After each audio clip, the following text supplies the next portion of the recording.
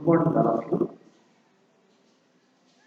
A2 మనకు 6th semester third ఇయర్లో A2లో previous క్లాస్లో మనము వ్యవసాయానికి సంబంధించినటువంటి ధరల కమిషన్ గురించి, ఏపీ ఆగ్రో గురించి, తర్వాత FCI food corporation of India గురించి, తర్వాత మార్కెట్ ఫెడరేషన్ గురించి, కాటన్ సంబంధించినటువంటి కమిషన్ గురించి, అట్లాగే టొబాకో బోర్డ్స్ గురించి అనేక అంశాల గురించి మనం ప్రీవియస్ క్లాస్లో డిస్కస్ చేయడం జరిగింది. అట్లాగే ఇప్పుడు మనము 4th లెసన్ కంప్లీట్ చేసి 5th మాడ్యూల్లో చూస్తాం. 5th లెసన్లో యూనిట్ నెంబర్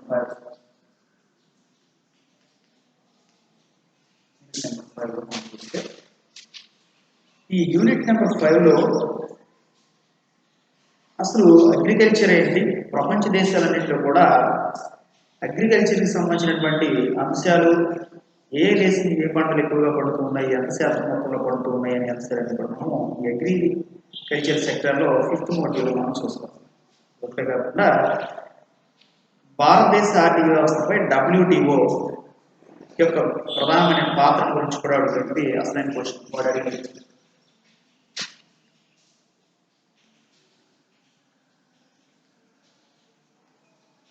వ్యవసాయ రంగంపై WTO పాత్ర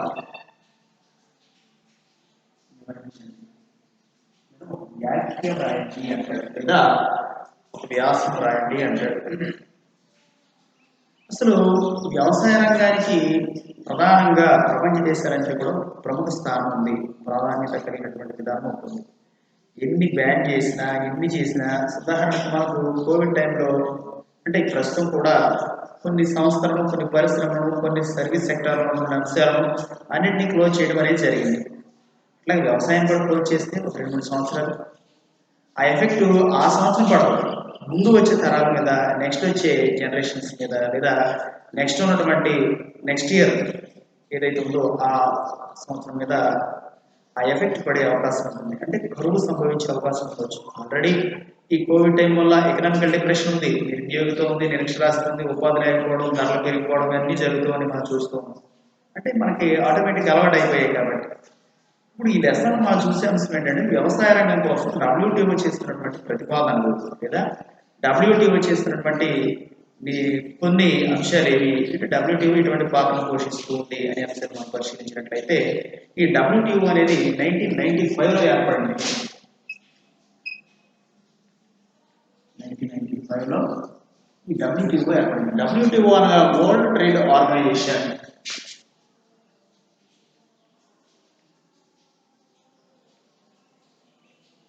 వరల్డ్ ట్రేడ్ ఆర్గనైజేషన్. ఈ వరల్డ్ ట్రేడ్ ఆర్గనైజేషన్ అనేది ప్రపంచపరంగా ఉన్నటువంటి వ్యాపార సంస్థలన్నీ కూడా ఇందులో ఉంటాయి. దాదాపుగా ఈ వరల్డ్ ట్రేడ్ ఆర్గనైజేషన్ గురించి మనకు తెలియాలి. ఈ వరల్డ్ ట్రేడ్ ఆర్గనైజేషన్లో 193 దేశాలు సభ్యత్వం కలిగాయి. 193 దేశాలు సభ్యత్వం కలిగాయి. 194 దేశంలో USA జాయిన్ అయింది. 194 దేశాలు, ప్రస్తుతానికి 194 దేశాలు ఈ వరల్డ్ ట్రేడ్ ఆర్గనైజేషన్లో భాగస్వామిగా ఉంది. మరి లాస్ట్ గానే ఎందుకు UNO ప్రకారం ఇది USA ఎందుకు యాడ్ అయింది అంటే అంతకుముందు GATT అనేది ఒకటి. ఈ వరల్డ్ ట్రేడ్ ఆర్గనైజేషన్ వల్లే GATT, general aggregated trade and tariff.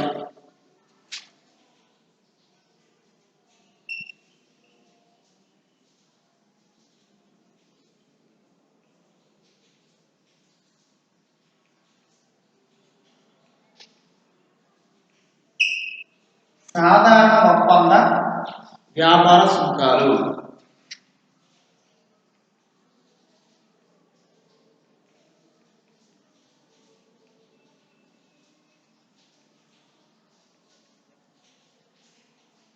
సాధారణ ఒప్పంద వ్యాపార సుంకాలు అనేది ఒకటి ఉండేది. ఇప్పుడు 1995 పూర్వం దాన్ని ఏం చేసామంటే 1995లో GATT అనే ప్లేస్ని తొలగించి దాన్ని WTO వరల్డ్ ట్రేడ్ ఆర్గనైజేషన్ పెట్టాం. ఆ వరల్డ్ ట్రేడ్ ఆర్గనైజేషన్లో ఇక్కడ ఘాట్ ఉన్నప్పుడు 63 దేశాల సభ్యత్వం ఉండేది. వీటి యొక్క ముఖ్య ఉద్దేశం ఏమిటి అనేది మనకు తెలియాలి. ముందు వ్యవసాయ రంగం గురించి తెలియాలంటే ఇప్పుడు అసలు ఘాట్ అంటే ఏంటో, WTO అంటే ఏంటో తెలియాలి కదా మనకు. అసలు ఘాట్ WTO తెలిస్తే వ్యవసాయ రంగం మీద ఎటువంటి ప్రాధాన్యత ఇచ్చాయి అనేది మనము తెలుసుకోవచ్చు అన్నమాట. ఇవి తెలుసుకోవడానికి అవకాశం ఉంటుంది. ఇప్పుడు మనము ఘాట్ ప్లేస్ WTO వచ్చింది. WTO 113 దేశాలు ఉన్నాయి. అంతకుముందు మరి ఘాట్లో ఎందుకు సభ్యత్వం లేదు? అమెరికా సభ్యత్వం ఎందుకు తీసుకోలేదంటే అమెరికా ఆల్రెడీ మేము సంపన్నమైన దేశమే అనే ఉద్దేశం. ఏ దేశం యొక్క వస్తువులు మాకు అవసరం లేదు, కావాలంటే మేమే ఇస్తాం, యుఎన్ఓలో రిజిస్టర్ చేసుకోండి, వాళ్ళ ఒప్పందం మేరకు మేము ఇస్తాం అని చెప్పేసి కొంచెం ప్రగల్భాలు పలకడం జరిగింది. తర్వాత మరి ఏమనుకుందో ఇది ఆటోమేటిక్గా 1998లో WTO వచ్చిన తర్వాత 97లో ఘాట్ ప్లేస్ని WTO భర్తీ చేసిన తర్వాత WTOలో 97లో యుఎస్ఏ జాయిన్ అయింది. 1997. ఇప్పుడు యుఎస్ఏ కూడా జాయిన్ అయిన తర్వాత 114 దేశాలు మిగిలిన దేశాలు కూడా ఉన్నాయి. ఉదాహరణకు America, Brazil, Thailand, Bhutan, India, Bangladesh, Israel మొదలైనటువంటి దేశాలన్నీ కూడా ప్రధానమైనటువంటి ఆస్ట్రేలియా మొదలైన దేశాలన్నీ దాదాపు 193, కెన్యా, తర్వాత ఇక్కడ ఉన్నటువంటి దేశాలన్నీ కూడా సభ్యత్వాన్ని పొంది వ్యాపార లావాదేవీలు నిర్వహించుకున్నారు. కారణం ఏమిటి? లండన్ కూడా ఉంది, బ్రిటన్ కూడా ఈ ఘాట్ అంటే WTO ప్లేస్లో ఉంది. ఎందుకు కారణం? ఈ దేశానికి సభ్యత్వం ఎందుకు ఉండాలి 193 దేశాలు అంటే, ఒక దేశంలో లేని పంటలు, ఒక దేశంలో దొరకనటువంటి వస్తువులు, పప్పు ధాన్యాలు కానీ, నూనె గింజలు కానీ, ఆహార పదార్థాలు కానీ, మిగిలిన ఇతర ఏ అంశాలైనా సరే, ఇతర ఏ పంటలైనా సరే అవైలబిలిటీగా లేని దేశం ఏదైనా ఉంటే సో అక్కడ ఈ దేశం WTOలో సభ్యత్వం తీసుకుంటే ఆ దేశాన్ని మిగిలిన దేశాలన్నీ కూడా ఏ దేశంలో పండే వస్తువులు ఆ దేశంలో ఉంటాయి. మరి మనం చైనా వస్తువులు ఉపయోగించకూడదు అంటున్నారు, తీసుకోకూడదని యాప్ల సర్వీసెస్ని వస్తువులు కూడా బ్యాన్ చేయడం జరిగింది 2020 టైంలోనే. మరి ఎందుకని వస్తువులు చేయకూడదు అంటే ఘాట్లోనూ WTOలో సభ్యత్వం ఉండి చేస్తే వాళ్ళు అక్కడే ఉండి మా వస్తువులు వద్దు అని చెప్పడానికి లేదు, కానీ ప్రజల్లో అవేర్నెస్ రావచ్చు. ఉదాహరణకు ఈ WTOలోను ఘాట్లోను వాళ్ళ పేరు నమోదై ఉంది, సభ్యత్వం ఉంది ఆయా దేశానికి. బట్ ఆ దేశాలు ఏ దేశంలో ఉండడానికి దీనికి సరళీకరణ, ప్రపంచీకరణ పదాలు కూడా తెలియాలి.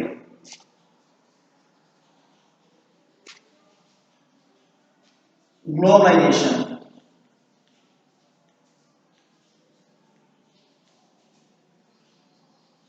లిబరలైజేషన్,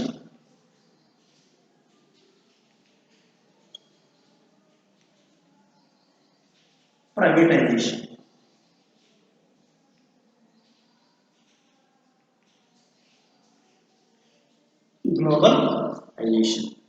గ్లోబలైజేషన్ అంటే ప్రపంచీకరణ, లిబరలైజేషన్ అంటే సాధారణీకరణ లేదా సరళీకరణ, ప్రైవేటైజేషన్ అంటే ప్రైవేటీకరణ. ఎల్పిజి నమూనా అంటాం, ఎల్పిజి. ఎల్ అంటే లిబరలైజేషన్ అంటే ఎటువంటి ఆంక్షలు లేకుండా, లిబరలైజేషన్ అంటే సరళీకరణ అర్థం తెలుగు. లిబరలైజేషన్ అంటే దాని అర్థం ఏంటంటే ఎటువంటి ఆంక్షలు లేకుండా దేశాల మధ్య సరిహద్దులను మరిచి వ్యాపారాలు చేసుకోవచ్చు అని చెప్పేదే లిబరలైజేషన్. మరి గ్లోబలైజేషన్ ఏంటి? గ్లోబల్ అంటే గ్లోబ్ అంటే ప్రపంచంలో ఉన్న అన్ని దేశాలు ఎటువంటి ఆంక్షలు లేకుండా వ్యాపారాలు స్వేచ్ఛాయుతంగా నిర్వహించుకోవచ్చు. ఏంటది?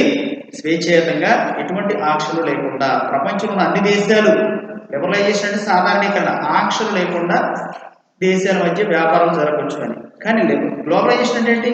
ప్రపంచంలో ఉన్న అన్ని దేశాలు ఎటువంటి ఆంక్షలు కానీ ఎటువంటి విధానాలను అనుసరించకుండా, రూల్స్ అండ్ రెగ్యులేషన్స్ అనుసరించుకుంటూనే ప్రభుత్వ ఆధ్వర్యంలోనే ఉంటూ స్వేచ్ఛాయుతంగా వ్యాపారం చేసుకోవడం ఏంటంటే గ్లోబలైజేషన్ అన్నాం. గ్లోబలైజేషన్ అంటే ప్రపంచీకరణ.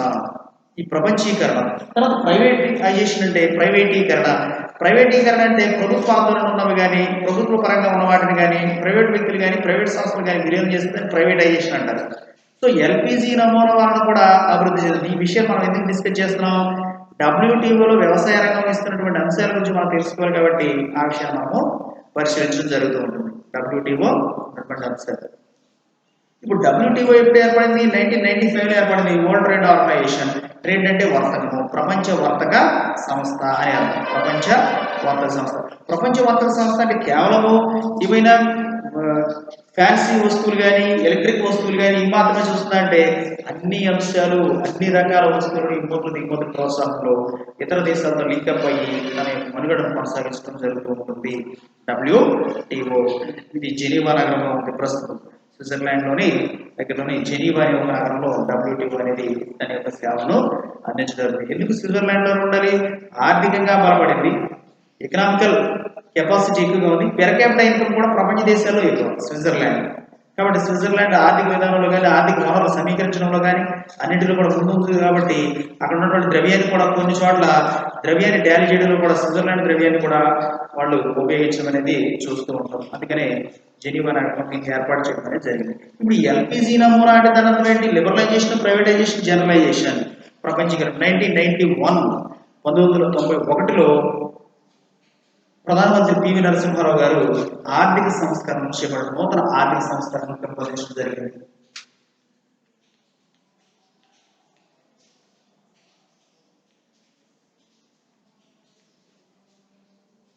నూతన న్యూ ఎకనామికల్ రిఫార్మ్స్.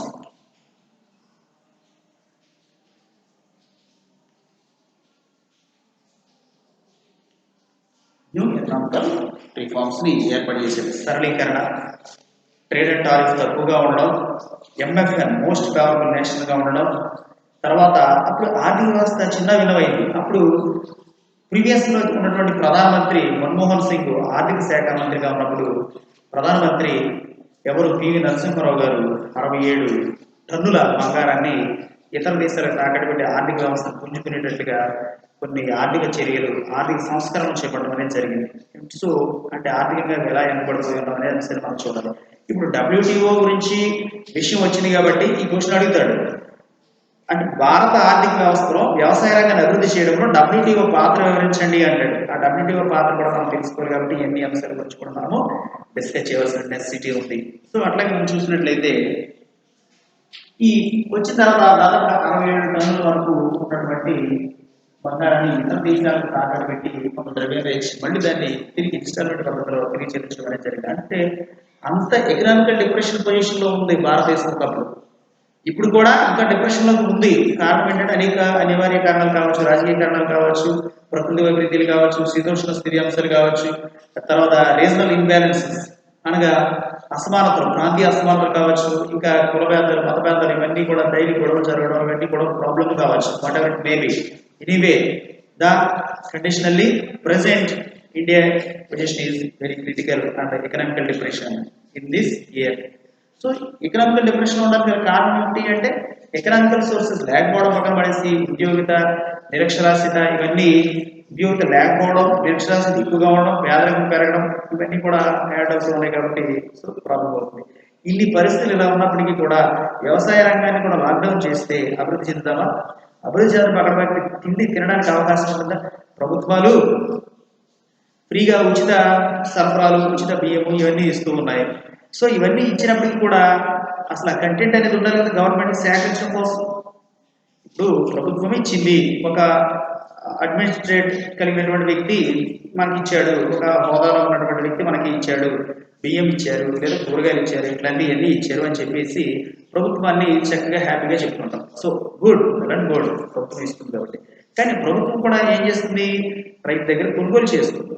రైతు దగ్గర కొనుగోలు చేసి వాళ్ళకి కావాల్సినటువంటి ద్రవ్యం ఇచ్చి, డబ్బు ఇచ్చి ఆ వస్తువులను సేకరించి, ఆ వస్తువుని సేకరణ ధర, మద్దతు ధర, జారీ ధర అని చెప్పి 3 రకాల ధరలు ఇచ్చి ఆ వస్తువుని కొనుగోలు చేసి పబ్లిక్ మధ్యకు ప్రవేశపెట్టడం అనేది జరుగుతుంది. ఒకవేళ ఇద్దరు కూడా లాక్డౌన్ లో ఉండి ఆ వస్తువులు పండించలేని పరిస్థితిలో ఉంటే, సో ప్రభుత్వము ఇవ్వడానికి సిద్ధంగా ఉన్నా సరే, సంసిద్ధులై ఉన్నా సరే, ఆ వస్తువు స్కేర్సిటీ ఉంటుంది కాబట్టి ప్రభుత్వాన్ని దాన్ని సృష్టించి తయారు చేయలేదు కాబట్టి, అది ఫార్మరే చేయరు కాబట్టి ఫార్మర్ కూడా వెన్నుముక లాంటి వాడు. ఫార్మర్ లేకపోతే కుదరదు. ఫార్మర్ ఉంటేనే ఆహారం వసతులు అన్నీ కూడా సక్రమంగా ఉంటాయి అని మనము చూస్తాం. సో ఎడ్యుకేషన్, విద్య, వైద్య, ఆహారం ఇవన్నీ కూడా ఫండమెంటల్ గానే ఉన్నాయి. వాటితో కూడా ప్రధానమైనది ఏంటి అంటే ఆహారమే.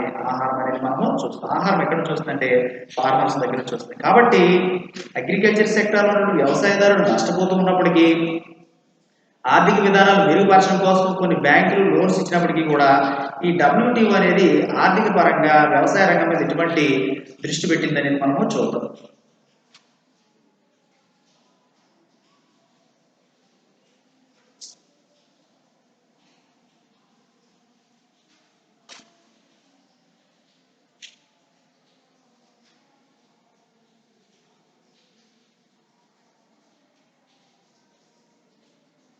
వ్యవసాయ రంగంపై డబ్ల్యూటీఓ పాత్రను వివరించండి.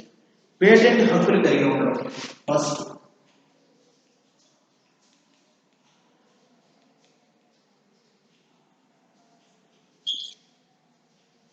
రెండవది సబ్సిడీ, వ్యవసాయ సబ్సిడీ.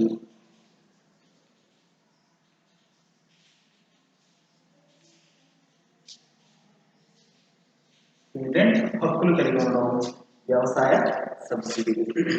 పేటెంట్ హక్కులు అంటే ఏంటి? విత్తనాలు కానీ, సంకరజాతి విత్తనాలు కానీ, రకరకాల పంటలు సేద్యం చేయడం కోసం ఉపయోగించే సీడ్స్ కానీ, ఎక్కడ ఉపయోగించే విధానాల్లో అవలంబించే విధానంలో ఆధునిక పద్ధతులు కానీ, ఇటువంటి ఏమైనా ఉంటే సీక్రెట్ గా ఉండడం, అది ఆ సంస్థ లేదా ఆ వ్యక్తికి మాత్రమే పరిమితం అయ్యేలాగా చర్యలు తీసుకోవడం. దీన్ని పేటెంట్ హక్కులు అంటాం. పేటెంట్ హక్కులు ఎవరు కల్పిస్తారంటే ప్రభుత్వం కల్పిస్తుంది. ఈ ప్రభుత్వం కల్పించాలని తీర్మానించింది ఎవరు అంటే డబ్ల్యూటీఓ. ఈ డబ్ల్యూటీఓ వ్యవసాయ రంగాన్ని అభివృద్ధి చేయడంలో 2 విధులను అనుసరించడం అనేది మనం చూస్తాం. ఒకటి పేటెంట్ హక్కులు. పేటెంట్ హక్కుల యొక్క ముఖ్య ఉద్దేశం ఏమిటంటే వ్యవసాయ రంగంలో ఆధునిక పద్ధతులు కానీ, కొత్త వంగడాలు సృష్టించడం కానీ, లేకపోతే నవీకరించడం కానీ. ఉదాహరణకు విద్యుత్ ద్వారా వాటర్ని బయటకు తీసి సేద్యం చేయడం అనేది జరుగుతూ ఉంటుంది. ఇటీవల కాలంలో దానికోసం ప్రతిపాదనలు ఉన్నాయి. ఇది 19వ దశాబ్దము అంటే 2001, 2002 అంటే 20వ శతాబ్దం, 21వ శతాబ్దంలో వీటి మీద ప్రపోజల్స్ వచ్చాయి.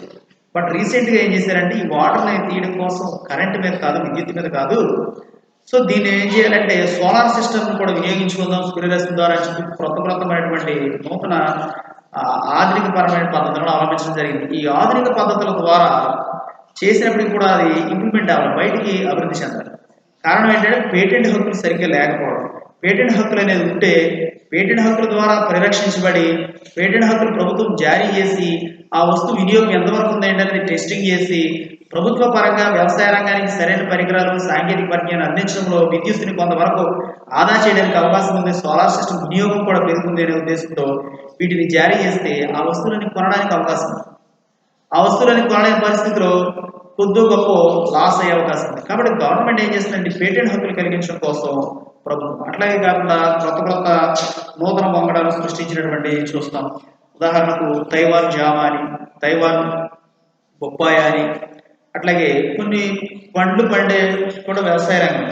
సో వీటన్నిటిని కూడా అభివృద్ధి చేయడం కోసం, వాటిని మార్కెటింగ్ చేయడం కోసం, వాటి మార్కెటింగ్ విధానంలో నూతన పద్ధతులు అవలంబించడం కోసం మార్కెట్లో అత్యంత ఫాస్ట్గా వేగంగా ఆ మార్కెట్కి అంతర్జాతీయ మార్కెట్ చేరే విధంగా కూడా ఈ డబ్ల్యూటీఓ అనేది చర్యలు తీసుకుంటుంది. చర్యలు తీసుకుని దానికి సంబంధించినటువంటి అంశాల్లో కొంతవరకు తమ పాత్రను పోషించడంలో ప్రధాన పాత్రను ఈ డబ్ల్యూటీఓ చేస్తూ ఉంటుంది. ఈ డబ్ల్యూటీఓ చేసే అంశం ఏమిటి అంటే పేటెంట్ హక్కులు కలిగి ఉండడం, ఎంఎఫ్ఎన్ మోస్ట్ కాబట్టి. అదొకటే కాకుండా అంతర్జాతీయ మార్కెట్ను కూడా ఎంకరేజ్ చేస్తుంది. వ్యవసాయ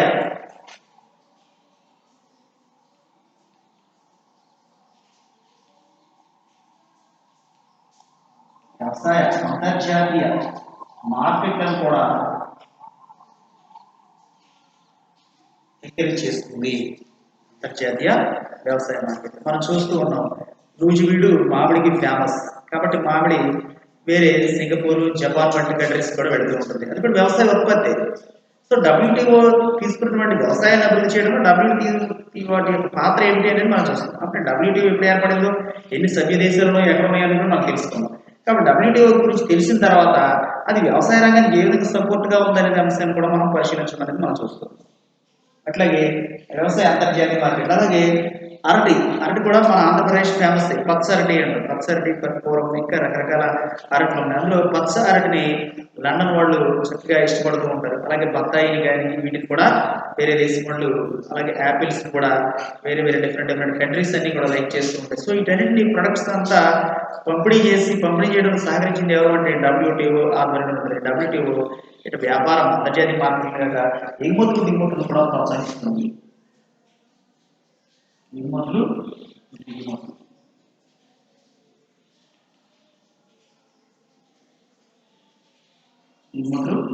కూడా చేస్తుంది. కొత్త పద్ధతులు ఉంది. ఈ మధ్య కాలంలో డ్రాగన్ ఫ్రూట్స్ అనేది మనం మార్కెట్లో చూస్తాం. అది కూడా వ్యవసాయ రంగంలో కాబట్టి మనం మాట్లాడుకుంటాం. డ్రాగన్ ఫ్రూట్స్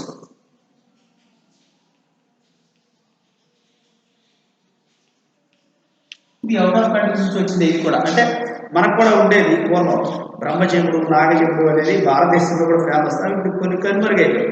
కొన్ని పంటలు, కొన్ని పండ్ల తోటలతో పాటు కొన్ని చెట్లు ఇవన్నీ కూడా అంతరించిపోయాయి. వాటిని వినియోగించగా, వాటిని సక్రమంగా ఉపయోగించగా, వాటిని సేద్యం చేయడం తెలియక, వాటి యొక్క విధానం ప్రస్తుతం ఉన్నటువంటి ఆధునిక మానవుడికి వాటి యొక్క ఉపయోగాలు తెలియక చాలా జాతి పంటలు, చాలా చెట్లు, పండ్ల చెట్లు నశించిపోయాయి.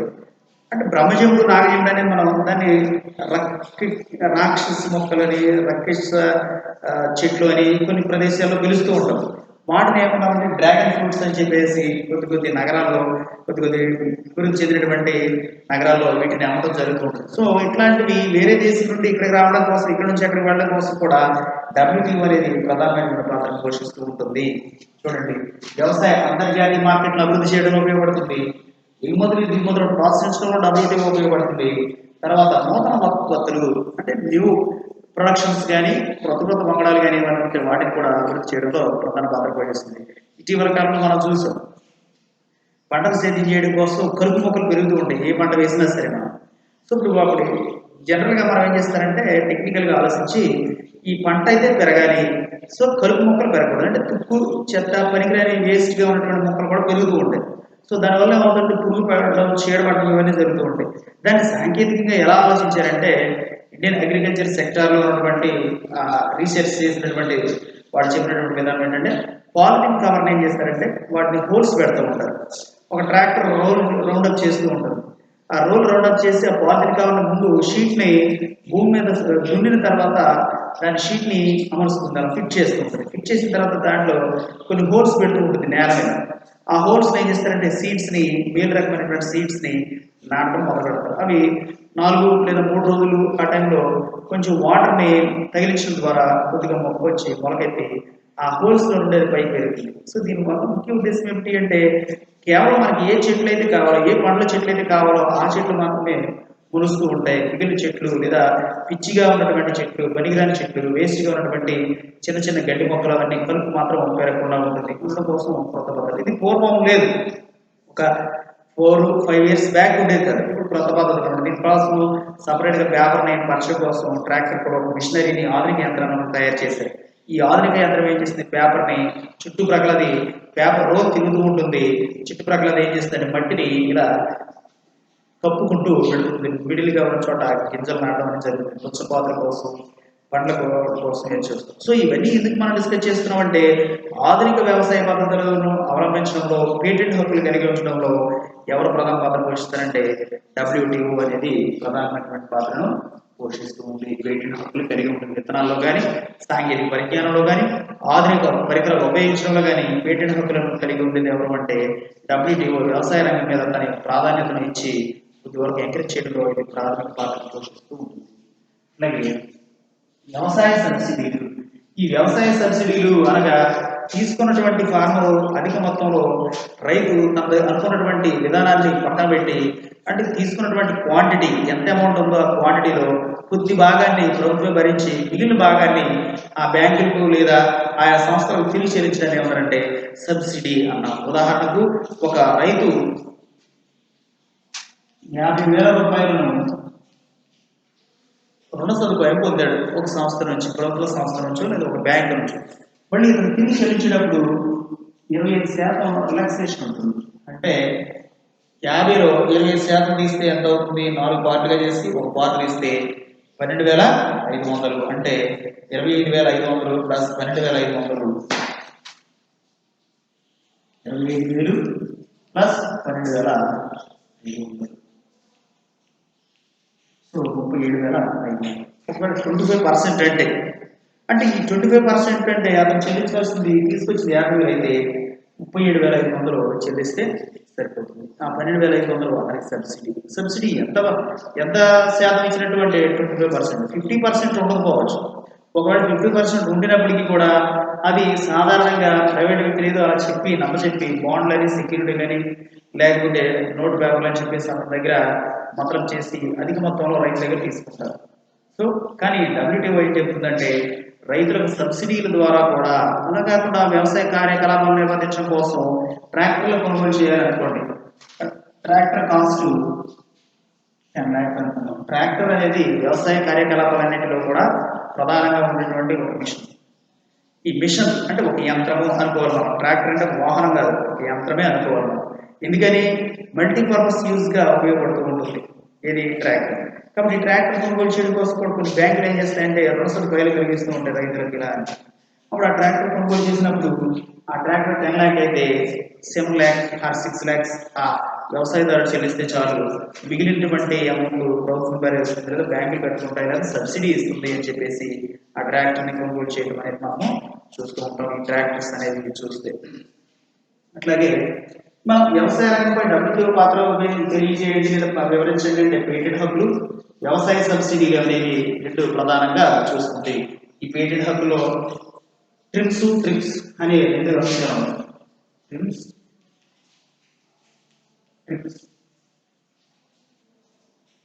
ట్రిప్స్ అనగా ట్రేడ్ రిలేటెడ్ ఇంటెలిజెంట్ మెజర్మెంట్స్ అని అంటారు. Trade related intelligent measurements, small yes అన్నమాట మెజర్మెంట్స్. ట్రిప్స్ అనగా ట్రేడ్ రిలేటెడ్ ఇన్వెస్ట్మెంట్ పేటెంట్స్ అంటే దాని అర్థం మేధో సంబంధమైనవి మరియు ఆర్థిక పరమైనటువంటి పెట్టుబడికి సంబంధించినటువంటి అన్ని అంశాలు కూడా WTO ఎక్కడ చూస్తుంది అంటే వ్యవసాయ రంగాన్ని అభివృద్ధి చేయడంలో చూస్తుంది, ప్రధాన పాత్ర పోషిస్తుంది అని మనము ఈ లెసన్ మనము డిస్కస్ చేయాలి. ఇది ప్రధానమైనటువంటి మోడల్. జస్ట్ మనం ఇంట్రడక్షన్ మాత్రమే మనం డిస్కస్ చేసాం. మోడ్యూల్ 5 లో వ్యవసాయ రంగంలో WTO యొక్క పాత్ర గురించి వివరించడం అనేది చెప్తే WTO కూడా వ్యవసాయ రంగాన్ని అభివృద్ధి చేస్తుంది. WTO అంటే వరల్డ్ ట్రేడ్ ఆర్గనైజేషన్. ట్రేడ్ అంటే వ్యాపారం, కేవలం వ్యాపారం గురించి కాదు, అగ్రికల్చర్కి సంబంధించిన అంశాల్లో కూడా ప్రధాన పాత్ర పోషిస్తుంది. వ్యాపారం అంటే మరి వస్తువులు, ఇక్కడ వస్తువులు వేరే దేశంలో వస్తువులు మనం తెచ్చుకోవడం జరుగుతుంది కదా, అది కూడా వ్యాపారమే కదా, వర్తకమే కదా. కాబట్టి trade related intelligence measurements, trade related investment patents మొదలైన హక్కులన్నీ కూడా దొరుకుతుంది. MFN మోస్ట్ పవర్ఫుల్ నేషన్ అనేది కూడా మనం చూస్తాం. సుంకాలు, WTO ఇవన్నీ కూడా మనం చూస్తాం. సో ఇది WTO వ్యవసాయ రంగం కోసం చేస్తున్నటువంటి కృషి ఏమిటి అనే అంశాల గురించి మనం డిస్కస్ చేస్తాం. నెక్స్ట్ క్లాస్ మనం డిస్కస్ చేద్దాం.